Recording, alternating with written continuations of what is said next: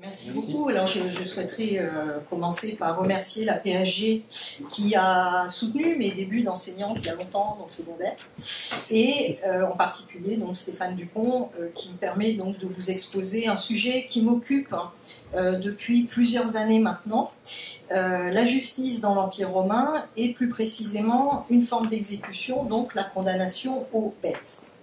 Et je vais partir de nos représentations.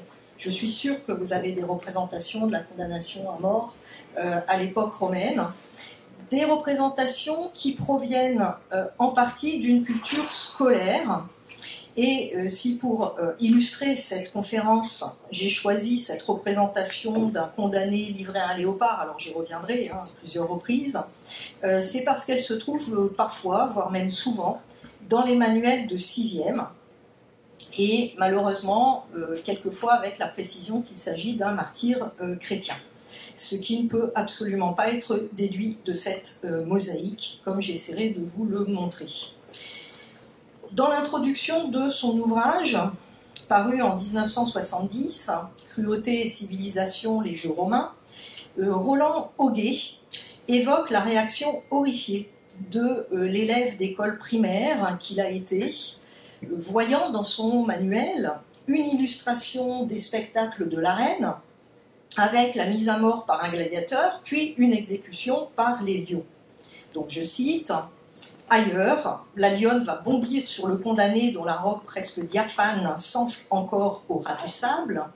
Plus loin, quelques silhouettes frêles, à peine distinctes, se bousculent à l'approche d'un autre fauve, ou bien elle repose assagie, les pattes repliées sur une masse informe, boudant un public dont la schématisation semble accroître la densité. » Et Auguet de poursuivre. Et leur apparente gratuité, donc de ces images tirées d'un manuel scolaire, donc l'image que j'ai reprise d'un manuel de 1960 n'est pas exactement l'image qu'il a vue, mais donc ces images, leur apparente gratuité, nous incite peu à peu à mettre sur le compte d'une cruauté qui appartiendrait en propre aux Romains, la violence qu'elle nous révèle. Auguet souligne donc le paradoxe que le titre même de son livre contribue à entretenir, entre d'une part la civilisation romaine et ses valeurs, et d'autre part cette cruauté que manifesteraient les spectacles de l'arène dont les exécutions font partie. Donc l'illustration scolaire de cette cruauté romaine, à travers la gladiature et la condamnation aux bêtes, participe d'une culture littéraire et visuelle assez commune, assez répandue. Car parallèlement à l'évocation de la gladiature, l'époque contemporaine a largement diffusé cette image des condamnés aux bêtes, ou plus précisément des martyrs chrétiens jetés aux lions, que ce soit à travers la littérature, la peinture, le cinéma, et il en est à peu près de même, et avec des différences, pour la crucifixion. Alors je ne vais pas ici retracer les différentes étapes, ça n'est pas mon propos principal. Néanmoins, je voudrais insister sur le fait que notre vision me semble largement héritée du XIXe siècle, voire de la première moitié du XXe siècle.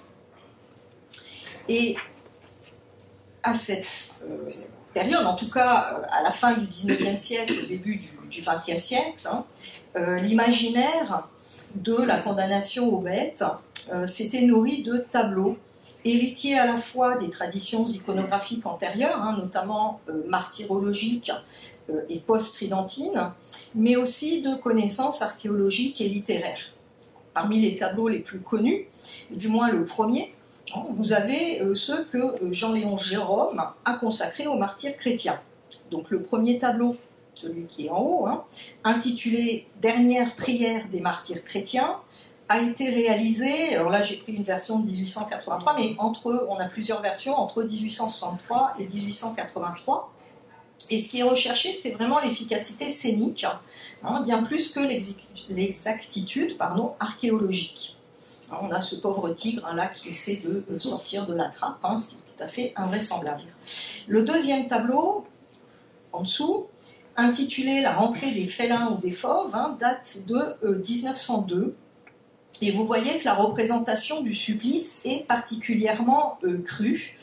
Vous avez un caractère sanglant que l'on retrouve notamment dans la scène du supplice des chrétiens, hein, dans Le signe de la croix en 1932 de Cécile B. DeMille. Et il est possible que Jérôme ait été inspiré par le roman Quo Vadis de l'écrivain polonais Henryk Sienkiewicz, donc publié en 1896 en polonais et qui a été relativement rapidement traduit en français. Et vous voyez tout de suite, hein, avec le petit texte que j'ai mis en parallèle, donc tiré de Quo Vadis, hein, dans la version gore de Quo Vadis, le sang coulait à flot des corps dépecés, les chiens s'arrachaient les membres épars, l'odeur du sang et des intestins déchiquetés avait dominé les parfums d'Arabie et emplissait tout le cirque. Enfin, on ne vit plus que quelques malheureux à genoux. La première adaptation cinématographique de ce roman date d'ailleurs de 1901, donc un an avant cette version quand même plus crue, plus sanglante, hein, c'est moins qu'on puisse dire, du tableau de Jérôme, donc, que vous voyez sur cette diapositive. Si j'ai commencé par cet aspect quelque peu sensationnel, c'est tout simplement parce que les travaux récents sur la peine de mort dans la Rome antique, sans nier la cruauté, le caractère volontairement spectaculaire de ces exécutions, replacent en fait les supplices dans une réflexion plus large, pluridisciplinaire, et qui déconstruit quand même un peu nos représentations. Parmi les difficultés pour reconstituer un paysage pénal, de cette Rome impériale essentiellement, hein, de la fin de la République et de l'Empire. Tout d'abord le fait hein, qu'il s'agit d'une histoire fragmentaire, en raison des sources dont nous disposons. Hein, les antiquisants aiment bien insister sur le caractère fragmentaire de leurs sources, parce que c'est une réalité qui pose certains problèmes hein, pour élaborer une histoire comme les médiévistes, les modernistes, les contemporanéistes. Donc les sources sont variées, mais il existe différents biais. Et par exemple, une approche quantitative est quasiment impossible. Hein. Nous ne disposons pas d'archives judiciaires, rarement de corpus cohérent thématiquement ou chronologiquement. Donc tout est assez fragmentaire, mais cela n'empêche quand même pas hein, les historiens de les étudier pour comprendre, pour essayer de comprendre ce que représente la sanction pénale à l'époque impériale romaine. Les sources juridiques permettent de fixer le cadre normatif, par exemple en indiquant les catégories de criminels et les sanctions pénales correspondantes. Donc vous avez ici une sorte de tableau récapitulatif hein, d'échelle avec en dernier lieu, hein, ce qui nous intéressera surtout, donc les summa supplicia avec le bûcher, hein, la vivicombustion, la crucifixion et la condamnation aux bêtes. Mais ces sources juridiques ne précisent pas les modalités d'application, par exemple. Les sources littéraires, en revanche, nous donnent des indications qui sont rarement neutres, et donc qui sont difficiles à manier d'une certaine façon. Par exemple, hein, il s'agit souvent de dénoncer un empereur cruel ou persécuteur, d'intégrer la description d'un supplice à une réflexion philosophique sur la souffrance et la mort, etc. Les sources iconographiques sont relativement importantes, en tout cas pour la condamnation aux bêtes, mais par exemple quasiment pas pour la crucifixion. Elles ne permettent pas, en tout cas, de dégager un contexte précis, ou rarement. Les sources épigraphiques, donc les inscriptions, sont assez rares et peu parlantes. Restent les sources archéologiques, tout aussi lacunaires, mais qui permettent de recontextualiser un certain nombre d'éléments. Donc je vous propose d'explorer un certain nombre de dossiers et d'approches qui ont été renouvelés et qui permettront, je l'espère, de mieux comprendre ce que représente la condamnation à mort dans l'Empire romain et aussi de déconstruire ou de nuancer le fameux « les chrétiens au lion ». L'angle que je souhaite adopter ce soir est celui des acteurs. Donc, nous verrons tout d'abord comment les historiens s'intéressent de plus en plus à ces acteurs de la justice pas seulement ceux qui décident de la condamnation, mais aussi ceux qui sont condamnés à mort. L'une des difficultés donc, est que les sources dont nous disposons mettent en scène essentiellement les élites, les autorités, celles qui condamnent à mort, et le plus souvent donc il s'agit pour les auteurs des sources littéraires de souligner un comportement du juge considéré comme juste ou inversement comme cruel, celui du mauvais empereur, du mauvais gouverneur, qui va au-delà de ce qui est normalement autorisé. Alors, un bon exemple, me semble-t-il, d'un gouverneur qui s'irrite du comportement d'accusé au point de ne plus remplir correctement sa fonction, se trouve dans une lettre de Jérôme, Jérôme de Stridon, donc un auteur chrétien qui vit dans la seconde moitié du IVe siècle, début du Ve siècle de notre ère. Il rapporte une anecdote à un prêtre qui s'appelle Innocent, et il lui fait connaître un miracle édifiant. Cela se passe dans le nord de l'Italie, à Versailles, en 374 de notre ère, et donc lors de la tournée d'un consulaire, une femme chrétienne ainsi qu'un jeune homme sont soumis à la question, à la torture, après avoir été accusés d'adultère par le mari de la femme. Faussement, d'après Jérôme, c'est un peu monté. Bon. Le jeune homme torturé avoue sa culpabilité, mais pas la femme. Et donc, ils sont tous deux, néanmoins, condamnés à mort par le consulaire. Le bourreau accomplit son office, alors pour le jeune homme qu'il décapite, mais il ne parvient pas à exécuter la femme. Disons qu'il s'y reprend à plusieurs reprises pour la décapiter. Et la foule rassemblée s'en prend alors au bourreau qui est chassé. Mais le licteur, donc l'appariteur, qu'on appelle le licteur qui est responsable de l'exécution, à ce moment-là supplie la foule de laisser un nouveau bourreau achever la condamnée. Les fausses, parce que la foule accepte, elle a pitié du licteur. Les fossoyeurs, à ce moment-là, voulant enterrer le cadavre, s'aperçoivent que la femme est miraculeusement vivante. Alors, ne me demandez pas comment, mais bon. Le corps d'une morte lui est substitué et elle est soignée en cachette. Et donc, voilà le miracle, l'épisode édifiant, miraculeux, etc. Dans cette lettre, Jérôme souligne combien le gouverneur perd son calme, s'irrite, y compris d'ailleurs contre le bourreau, et en vient à une sentence contraire à une bonne justice, puisque la femme est innocente.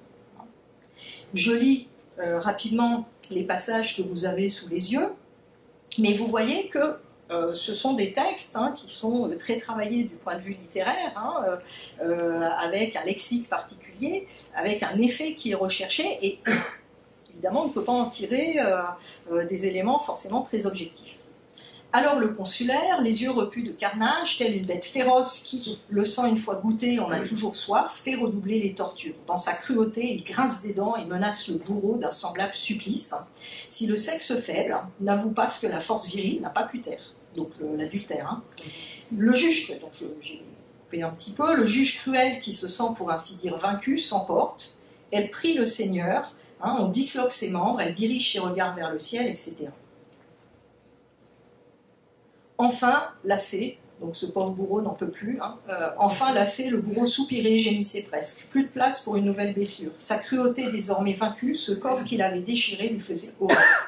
Soudain, le consulaire s'irrite et s'emporte.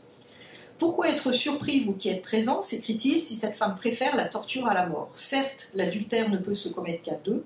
J'estime plus croyable que cette accusée soit coupable, bien qu'elle nie son crime. Le jeune homme, s'il est innocent, aurait-il avoué? Pareille sentence est donc prononcée contre tous deux. Sitôt condamnés, le bourreau les entraîne, et donc, vous avez compris qu'il y a un certain nombre de difficultés qui surgissent ensuite. Alors, bien sûr, ce récit édifiant partage bien des traits avec la littérature martyrologique, dans laquelle le gouverneur persécuteur s'emporte pareillement. Cette approche s'inscrit dans l'histoire des émotions, des sensibilités, puisqu'on a en miroir, d'une part, le comportement du gouvernant qui condamne, et ici, qui rend une mauvaise justice parce qu'il est sujet à la colère. Et d'autre part, on a les réactions de la population, des spectateurs de l'exécution, qui doivent, par leur présence, normalement la valider. L'exécution est, dans l'Antiquité comme encore à l'heure actuelle, est toujours un moment de cristallisation des tensions. Et ici, les réactions des spectateurs concernent d'abord le bourreau qui fait mal son travail, qui lui aussi en bute à la colère, puis à la pitié. Non pas, alors, pitié non pas envers les victimes, mais envers l'appariteur qui dit qu'il a une famille et que si on ne va pas jusqu'au bout de l'exécution, il va se retrouver sans ressources et en difficulté. Et donc la foule a pitié de cet appariteur. Ces émotions restent néanmoins normées dans la mesure où les réactions sont insérées dans un discours sur le pouvoir et les déviances de ce pouvoir. Elles n'en laissent pas moins entrevoir ce qu'on entendait d'une bonne justice, ce que l'on acceptait comme exécution. Il faut une acceptation du public pour que l'exécution aille à son terme. Et donc, ce qu'on attendait de cette bonne justice, surtout quand il s'agissait de condamner à mort et de faire exécuter quelqu'un, quel qu'il ou qu'elle soit. Alors, ce qu'on appelle les subaltern studies, donc qui s'intéressent à la masse, aux petites gens, ont aussi laissé plus de place à une approche centrée sur les criminels, qui, parce qu'ils sont de statut modeste, ne laissent pas beaucoup de traces. Donc là, je vais vous présenter deux documents un petit peu exceptionnels. D'abord, un papyrus égyptien, qui vient donner un éclairage un peu différent et assez unique. Donc nous sommes dans la région du Fayoum, en Égypte. Donc, je vous ai mis ces cartes juste pour localiser, mais je ne vais pas développer.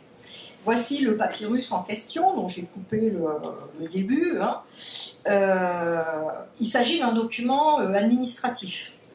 Mes parents, Misis sans père et de mère, donc Misis, sans père, sauf que le père n'est pas connu, et de mère Artémis, et Sarapion, fils de Mystès et de mère Arsinoé, tous deux du même village, inscrits sur la liste de la capitation, donc l'impôt par tête, ont été condamnés aux bêtes au cours de l'an passé, la 25e année de Marc Aurèle Commode Antonin César, notre Seigneur, par le préfet Longaeus Rufus. Pour cette raison, je soumets cette pétition et je demande que leur capitation soit supprimée, comme dans les cas semblables. Je vous passe la fin du texte. En octobre 185, donc sous le règne de Commode, le scribe du village, qu'on appelle un comogrammate, donc il s'appelle Pétaos, reçoit une demande de vérification et de rectification émanant de son supérieur administratif, un basilicogrammate, donc du secteur du ressort administratif supérieur, puisqu'il a été signalé à ce dernier que deux personnes inscrites sur la liste de l'impôt et assujetties donc à la capitation à l'impôt par tête ont été condamnées aux bêtes. Normalement, ils meurent. Donc, ont été condamnés aux bêtes par le préfet d'Égypte, et l'information est donnée par un parent des condamnés, qui n'a pas tellement envie de payer l'impôt, sans doute, pour ces personnes-là. Donc, c'est un document fiscal, et on apprend cette condamnation un peu au passage, sans qu'on puisse connaître, une fois de plus, la raison de leur condamnation. Donc certains ont dit c'est certainement des chrétiens, mais ça pourrait aussi être des brigands, on peut tout imaginer, ou presque. Ce qui est assez touchant d'une certaine façon, c'est que les noms de ces deux hommes, leur filiation, donc on voit que l'un est sans père, émergent de façon assez inattendue dans la documentation dont nous disposons. La condamnation aux bêtes touche vraiment les couches les plus modestes de cette société, qui laisse donc peu ou pas de traces. Deuxième exemple, donc là un dossier qui est quelque peu sensationnel mais intéressant de mon point de vue. qui nous amène à voir l'apport, cette fois-ci, de l'archéologie. Donc nous partons à l'autre bout de l'Empire, cette fois-ci en Bretagne. Alors quand je dis Bretagne, c'est la Britannia. Donc nous sommes là, en fait, à côté de Cambridge, à Funstanton. Les fouilles sont récentes, puisqu'elles datent de 2016-2017. Et nous sommes dans une zone d'habitat groupée en bordure de route sur la Via Devana, donc à l'ouest de Cambridge. On sait qu'on y pratique, donc nous sommes dans une zone rurale, on y pratique des activités artisanales, notamment donc ce que l'on tire de carcasses d'animaux de boucherie qui apparemment étaient amenés dans cette zone. Les archéologues ont trouvé 5 petits cimetières assez discrets, quelques sépultures isolées, avec un total de 48 individus donc, qui ont été identifiés. Dans l'un des cimetières, le cimetière D, un squelette a été trouvé. Le squelette 4926. Alors, dans une tombe standard, au sein d'un groupe de 6 personnes, et sa position n'attire pas particulièrement l'attention. Il est allongé en décubitus dorsal, les mains croisées au-dessus du bassin. Il s'agit d'un homme. Les analyses ont montré qu'il avait entre 25 et 35 ans, que ses caractéristiques l'inscrivent dans la moyenne par rapport à la population locale, qu'il s'agisse de sa stature, donc il fait à peu près 1,68 m, sa corpulence, ses pathologies. Il a à peu près les mêmes pathologies que le reste des individus qui ont été finis, donc maladies dentaires, arthrite dégénérative, des traumatismes, et notamment dû certainement à ces métiers un peu répétitifs.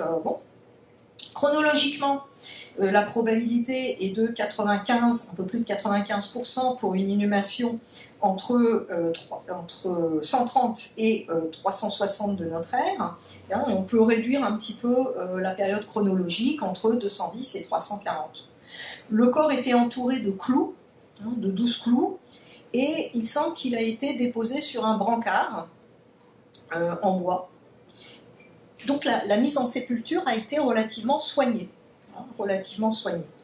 Donc rien de particulier, jusqu'au moment où les archéologues ont lavé les os en laboratoire, et à ce moment-là, ils se sont aperçus qu'il y avait un clou, et pas n'importe où, donc un clou pénétrant horizontalement, donc le calcanéum, le talon droit. D'où l'hypothèse qu'il s'agit d'une trace de crucifixion, dont on a par ailleurs, et ça peut surprendre, mais on a très peu de traces, quasiment pas de traces ostéologiques des crucifixions, notamment tout simplement parce qu'on n'utilisait pas forcément des clous, ou alors qu'ils étaient retirés pour être réutilisés à d'autres usages. En fait, vous avez un seul autre exemple où on est sûr qu'il y a eu une crucifixion. Vous avez en Italie un squelette où on a un calcanéum percé mais sans clous, et donc les spécialistes disent que la crucifixion n'est pas probable. On a aussi un exemple en Égypte, mais ça n'a pas été publié. Et donc le seul exemple réellement assuré, c'est une sépulture qui a été trouvée à Givat Amiftar dans le nord de Jérusalem, pendant des travaux de construction en 1968. Et donc vous voyez donc à droite un calcanéum droit où l'on a un clou exactement dans la même position. Or, ce qu'il y a de plus par rapport à notre pauvre breton, c'est que à Jérusalem, on a l'ossuaire. On a l'ossuaire avec le nom Yohanan ou Jean de ce personnage. Et donc le talon était transpercé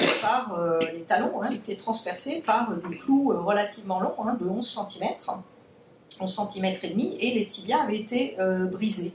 Et donc les pieds avaient été sectionnés hein, pour être détachés de la croix. Et on pense, alors vous avez différentes restitutions, hein, reconstitutions possibles, les bras étaient probablement attachés à la croix par des cordes. Ce personnage est mort à l'époque julio-claudienne à peu près, hein, il devait avoir entre 24 et 28 ans, mais on ne connaît rien de sa vie, ni du crime qui a pu mener à sa crucifixion. Révolte, brigandage, on peut tout imaginer. Donc il en est de même pour le crucifié de Bretagne. S'il s'agit bien d'un crucifié, je reste relativement prudente parce que là encore c'est un exemple assez récent avec un certain sensationnalisme. J'aurais pu vous montrer d'autres dossiers où les scientifiques sont un petit peu revenus en arrière, et si ça vous intéresse, vous avez un documentaire hein, sur ce personnage actuellement sur Arte. En tout cas, rien ne permet de connaître hein, ce qui a poussé à le soumettre à ce supplice.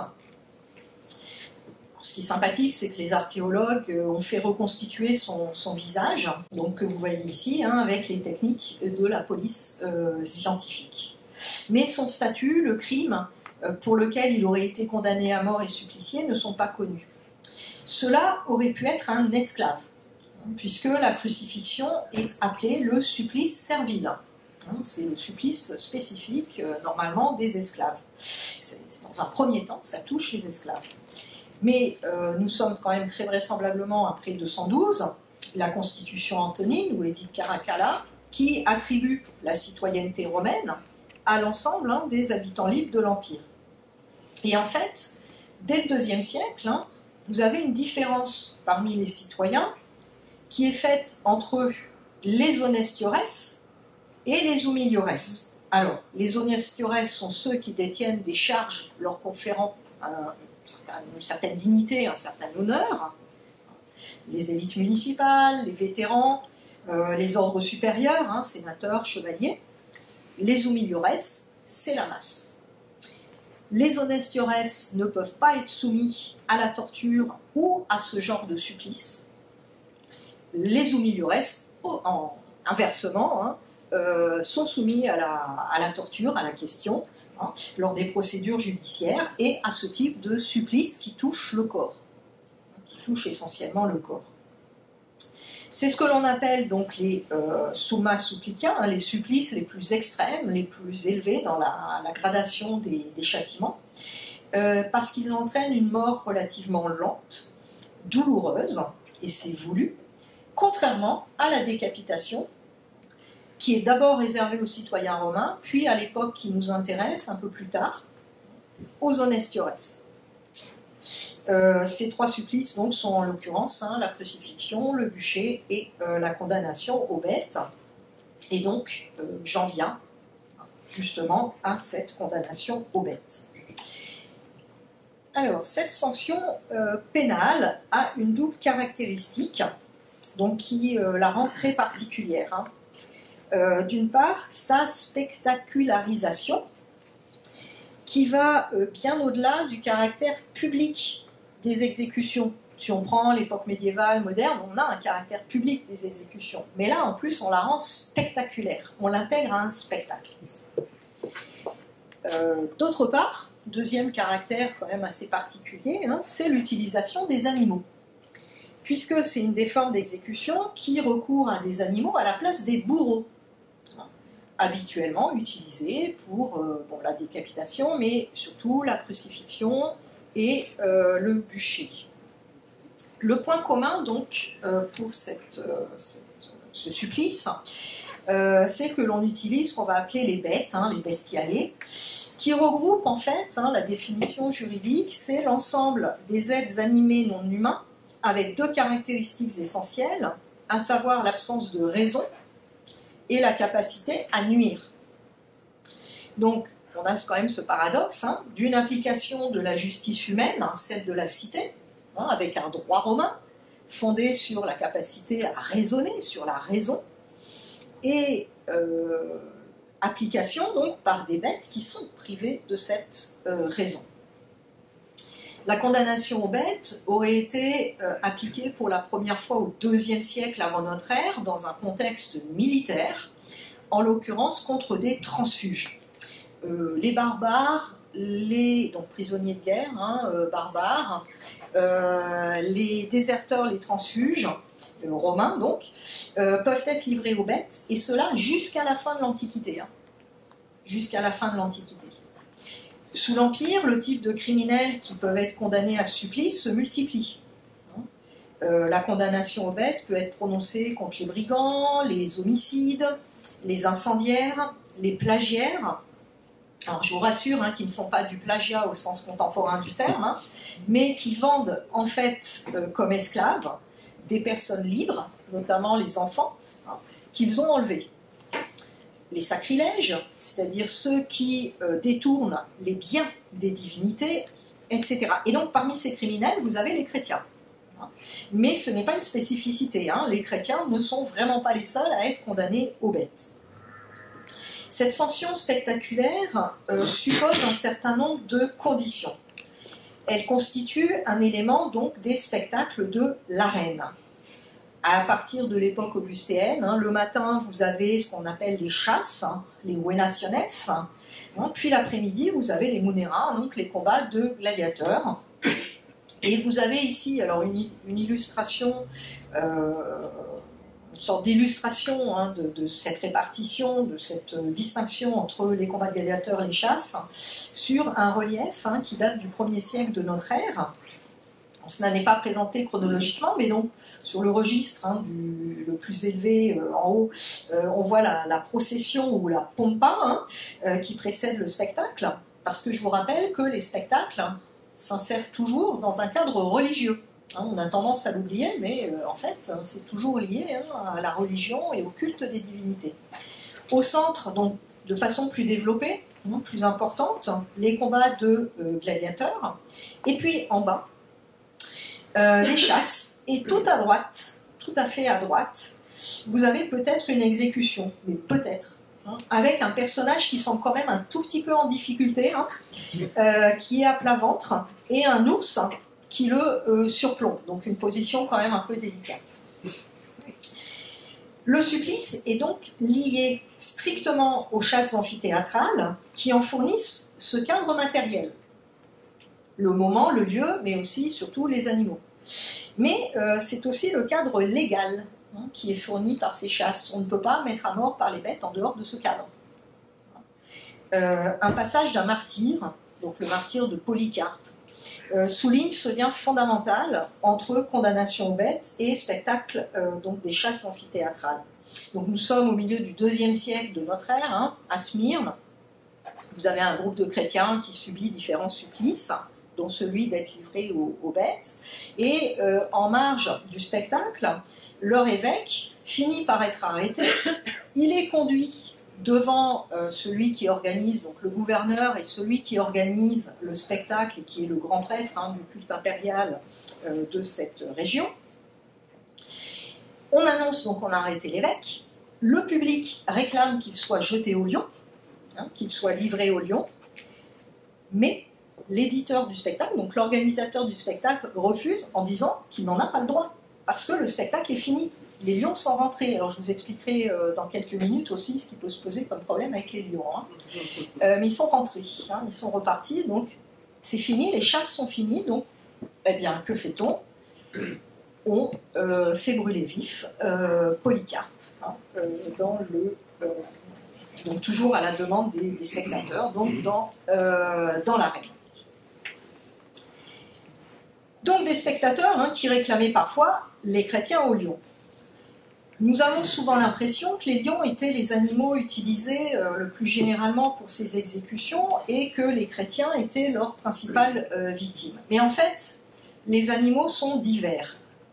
On peut grossièrement les diviser entre des animaux qu'on qualifiera de communs, les taureaux, les sangliers, les ours, et des animaux plus exotiques ou exceptionnels, alors sauf dans leur région d'origine.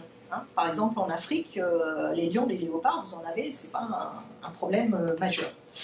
Mais donc, plus exotique à Rome, ou dans d'autres régions de l'Empire. Donc les lions, les léopards. Alors, léopard et panthère, c'est la même chose. Hein. J'utiliserai plutôt le terme de léopard, mais on pourrait parler de panthera. Donc, je vous montre ici un tableau qui a été réalisé par Jean Trinquier sur la taxonomie, donc la classification des animaux utilisés pour les spectacles amphithéâtraux, hein, les Venaciones. Donc bien sûr, ceux qui sont les plus utilisés et les plus prisés hein, sont ceux qui sont armés de crocs, hein, qu'on appelle les ferae dentatae en latin, ça se comprend tout de suite. Donc les ours, lions, panthères ou léopards, mais aussi donc de cornes, hein, les sangliers et les taureaux.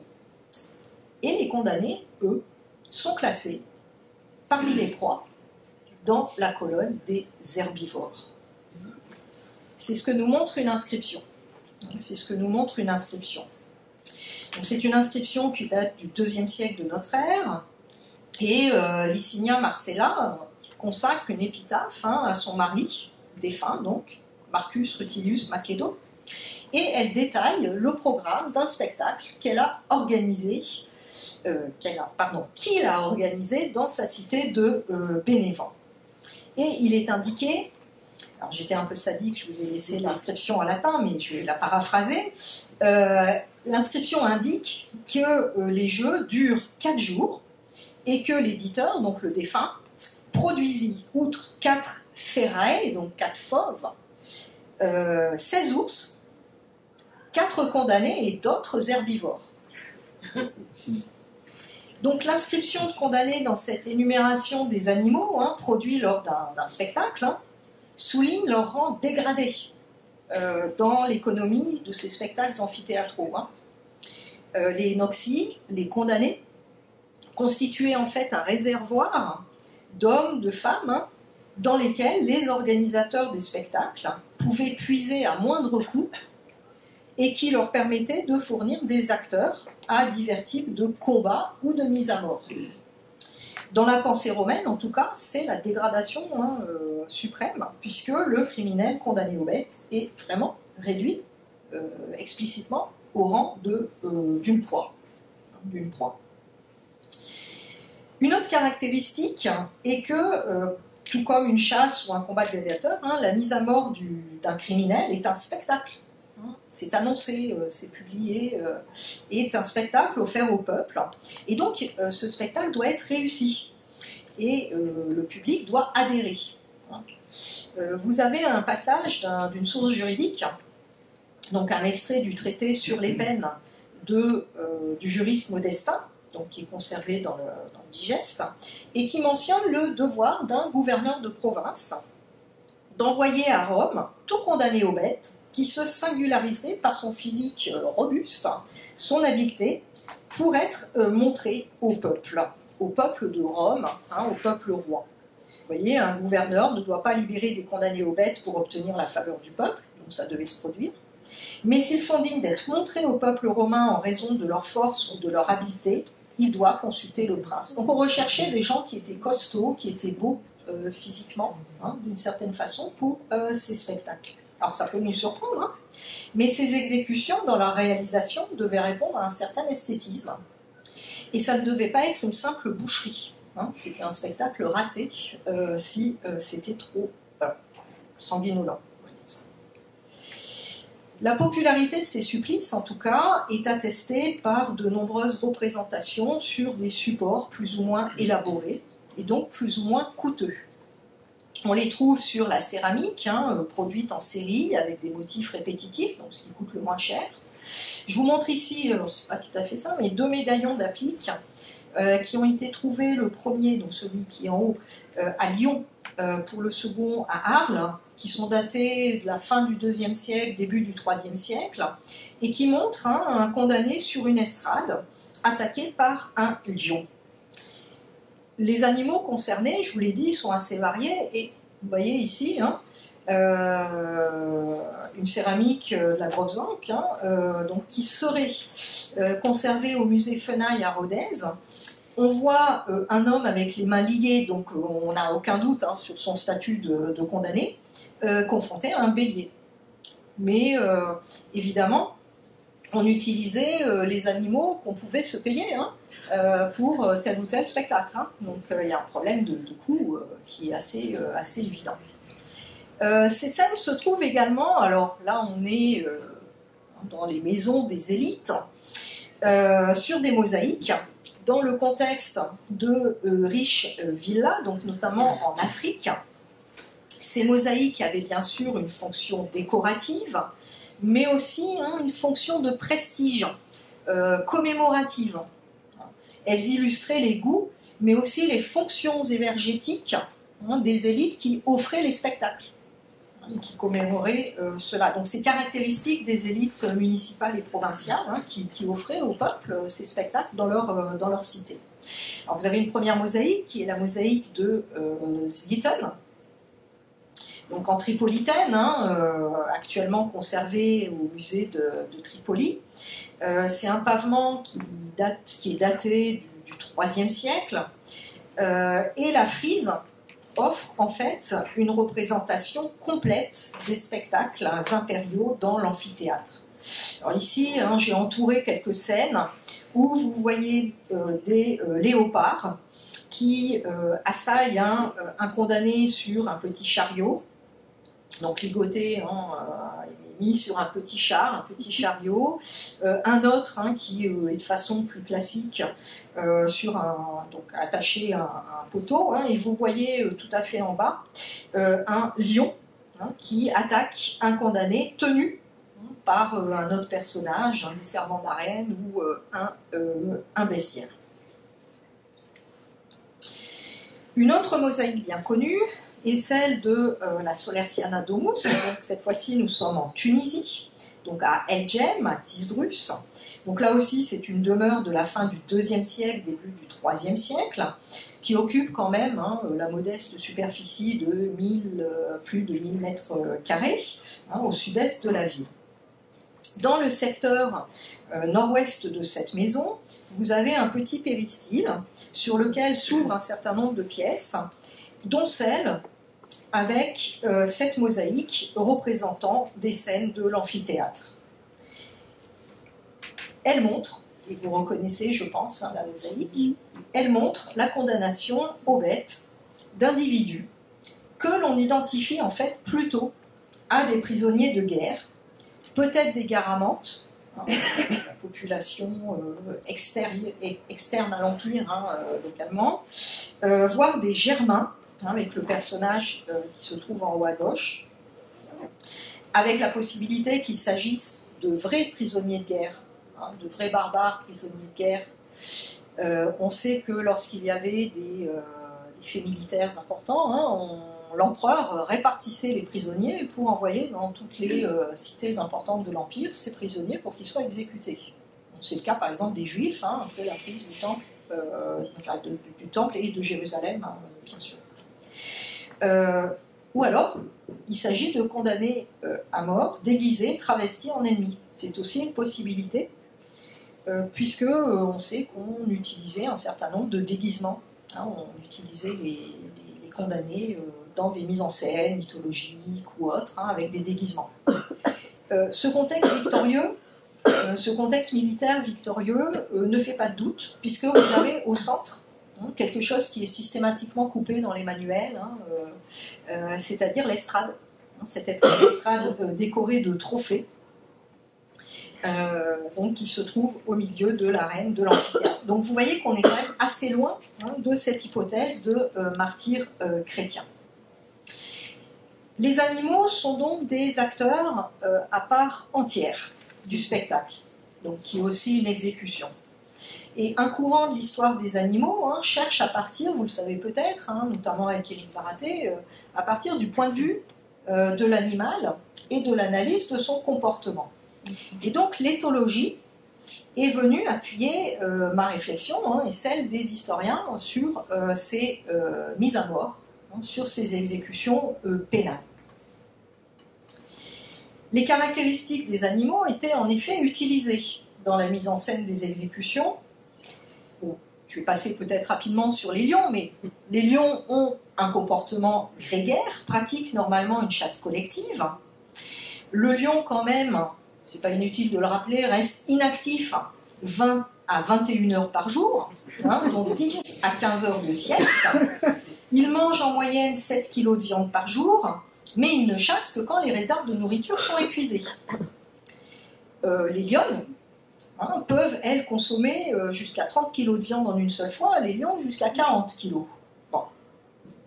Les rugissements devaient impressionner aussi les spectateurs. Hein. Le rugissement du lion a été évalué au niveau quand même assez considérable de 114 décibels, donc c'est équivalent à un marteau-piqueur à 1 mètre, ou à une piste d'aéroport. Bon.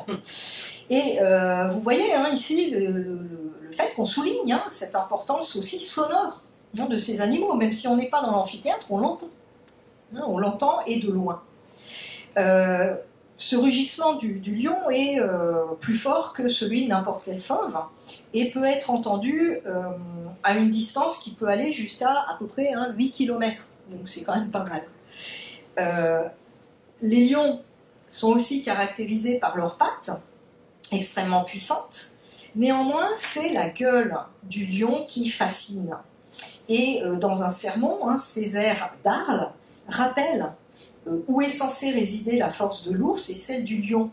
Et en fait, il écrit à un moment où le cirque et l'amphithéâtre d'Arles fonctionnent encore. Et parce que l'ours a sa force dans la patte et le lion dans la gueule, le diable est à l'image de ces deux bêtes. Alors, les lions, effectivement, possèdent une mâchoire dite destructrice, puisqu'il y a une pression de 425 kg par mètre carré pour le lion d'Afrique en moyenne. Pour vous donner une idée, le loup a une pression de 150 kg par mètre carré. Donc faut-il mieux tomber dans la gueule du loup que du lion, ça, voilà. En tout cas, le loup, c'est ce qui correspond à la pression nécessaire pour casser un os humain. Donc le lion fait beaucoup mieux. Beaucoup mieux. Pardon. Hop.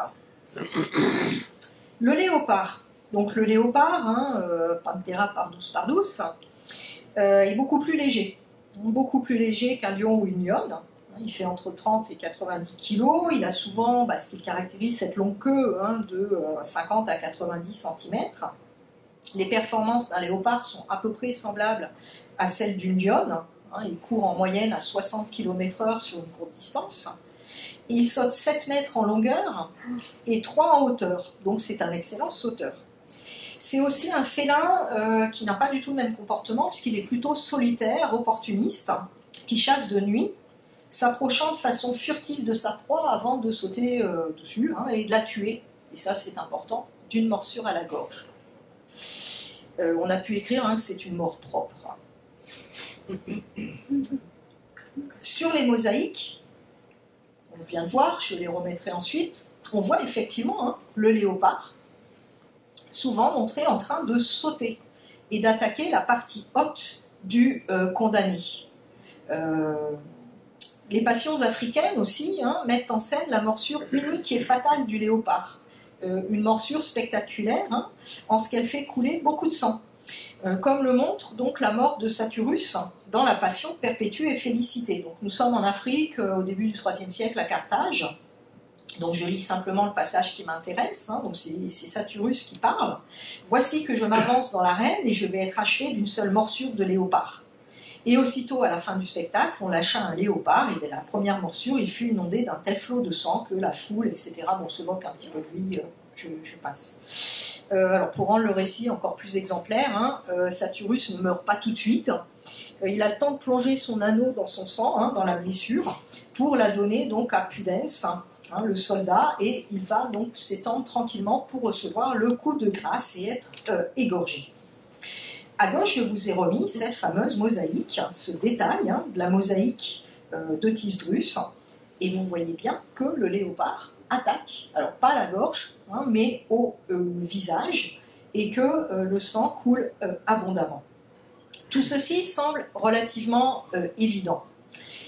Néanmoins, si nous nous mettons dans un contexte qui est celui d'une arène, avec des milliers de spectateurs, un niveau sonore, des couleurs, des mouvements, des odeurs, dont celle du sang et celle des autres animaux, bref, tout un environnement perturbant, il paraît quand même nécessaire de s'interroger sur la façon dont on a mené ces fauves à attaquer. Est-ce que c'était si naturel que ça qu'un fauve attaque?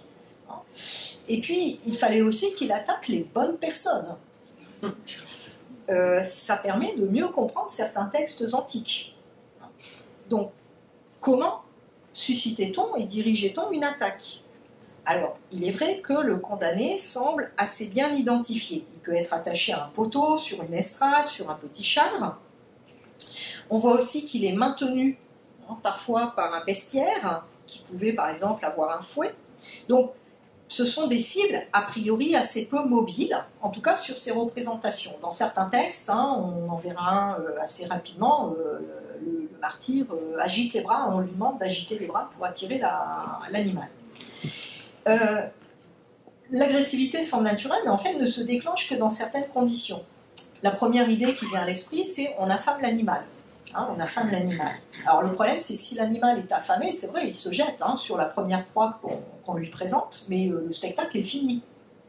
Il se contente de cette proie et il ne perd pas son énergie à chasser d'autres proies. En revanche, ce que je suis en train de vous dire, c'est ce que m'ont dit des dresseurs. En revanche, si on a stimulé son goût du jeu, il n'y a pas besoin de l'affamer. Un petit peu, mais pas trop. Il faut lui proposer des cibles à attraper, avec des éléments déclencheurs. Un grelot, une étoffe, une odeur qui lui dit que la nourriture, en fait, est, que la proie, la nourriture disponible est là. Donc vous avez ce passage de Eusèbe de Césarée, dans son histoire ecclésiastique, qui indique que, là encore un peu au passage, c'est pas le sujet essentiel de son texte, mais que les condamnés participaient eux-mêmes à attirer en fait les animaux. Donc puisqu'ils agitent les mains pour attirer les bêtes vers eux, puisqu'il leur était ordonné d'agir ainsi. Une fois les condamnés tués, que se passait-il?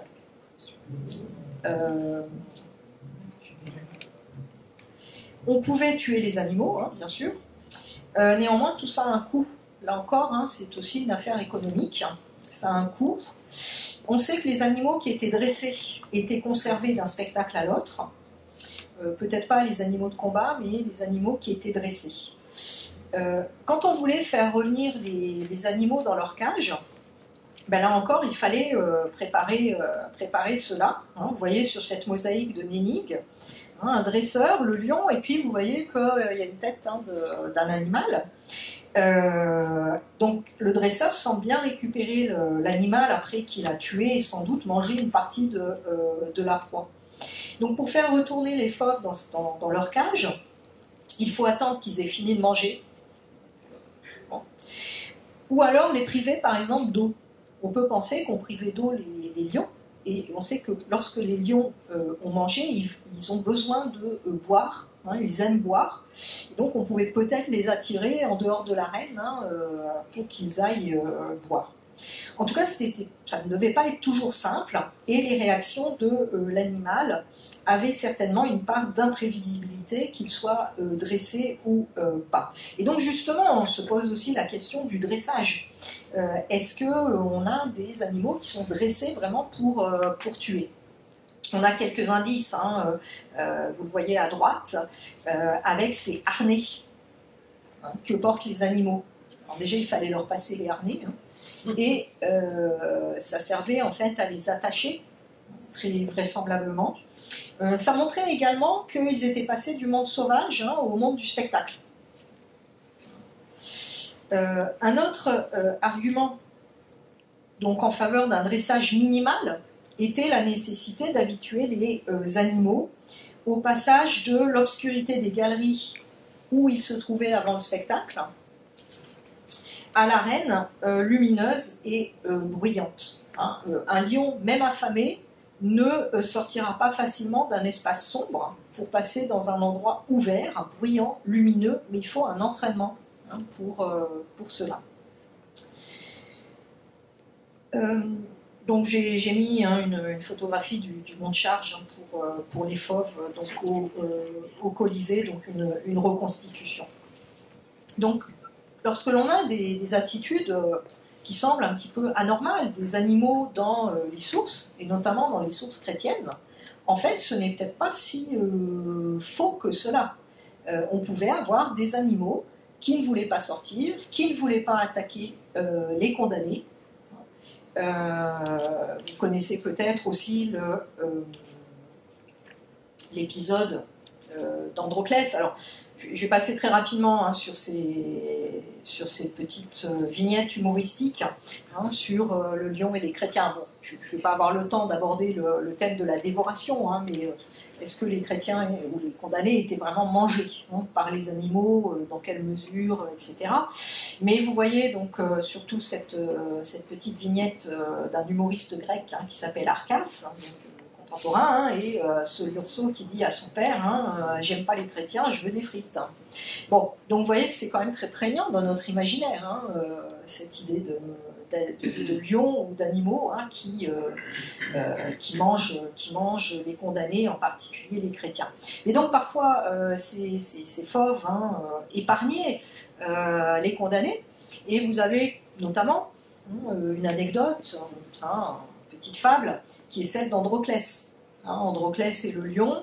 Androclès, esclave fugitif, maltraité par son maître, qui est un important personnage, donc il s'enfuit dans le désert, qui soigne un lion. Il vit avec pendant un certain temps. Au bout d'un moment, il en a assez de vivre avec un lion, donc il revient dans le monde des hommes, mais il est attrapé. Il est envoyé en tant qu'esclave fugitif à la demande de son maître dans l'arène à Rome. Un lion est envoyé contre lui, et évidemment, ce lion est le lion qui l'a soigné, qui le reconnaît, et donc qui l'épargne. Et à ce moment-là, bon, l'histoire finit bien, ils sont graciés tous les deux, et bien, on a vu Androclès se promener avec son lion dans les rues de Rome.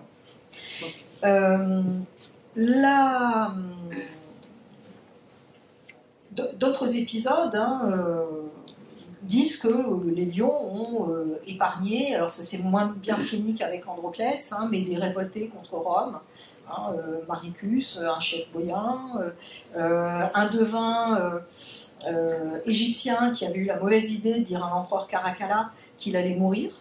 Donc il a été condamné à mort, il a été épargné par les fauves, mais il a quand même été égorgé.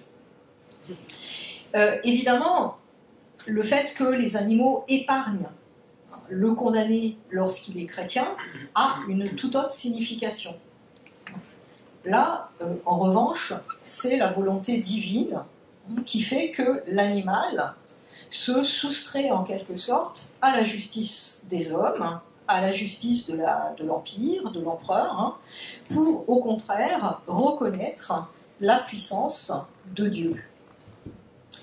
Et si vous regardez cette image avec laquelle je vais achever ma présentation, vous avez peut-être l'idée que, en tout cas vous avez peut-être un précédent en tête, qui est celui de Daniel et des lions.